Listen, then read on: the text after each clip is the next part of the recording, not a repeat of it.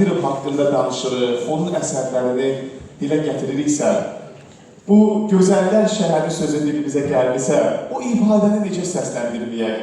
Ay qız, sənə belə nə oldu ya? Nə qədər gözəl bir ifadə, nə qədər gözəl sözdür. Bu mahnı alqışa layiq bir mahnıdır, ürəkdən alqışlayır bu mahnıdır. Bütün illərdir oxunur, müxtəlif müğənnilərin repertuarında, amma Eyyub Yaqubov çox maraqlıdır. Mahnıya o qədər özünə məxsus bir nəfəs verdi ki, mahnı tamamilə başqa bir rəng aldı və daha sonra yalnız Eyyub müəllimin ifasını axtarır adamın qulağı bu mahnı üçün. Və belə bir gecədə o da bizimlə birlikdədir. Respublikanın xalq artisti Eyyub Yaqubovu gəlin sevgiyle alqışlayaq, gəlin məhəbbətlə qarşılayaq. Bir də Eyyub müəllim zaldan gələcək, kulisdən gələcək, dəqiq məlumatım yoxdur. Amma bilirəm ki, nə olursa olsun o bugün burada olacaq və bu mahnı üçün çox doğma, əziz mahnıdır. Xor üçün olacaq Ertuğrul Alper Türk işləyib və Eyyub müəllim də indi könlümüzü oxşayacaq, ruhumuzu oxşayacaq. Buyurun.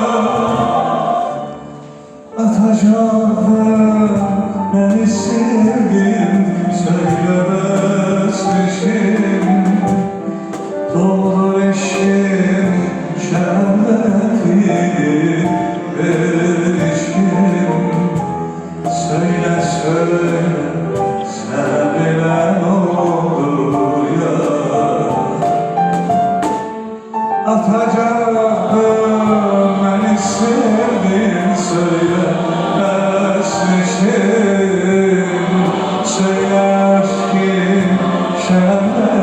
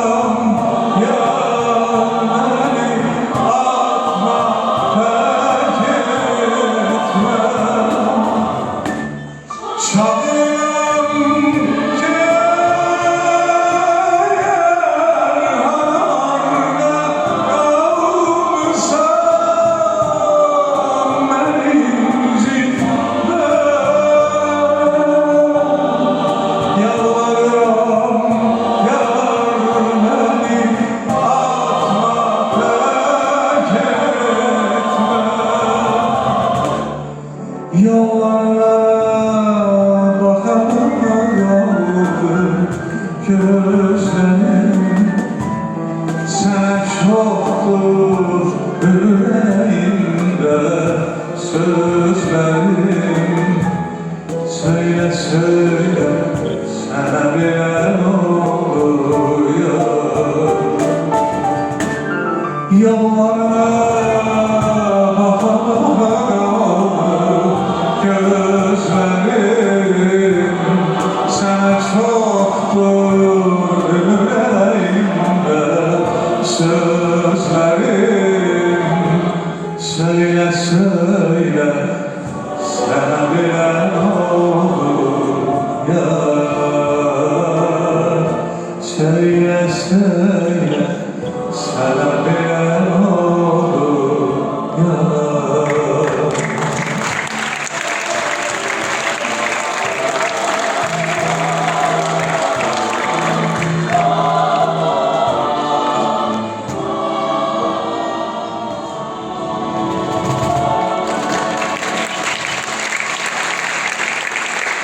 Azərbaycanın xalq artisti Eyyub Yağub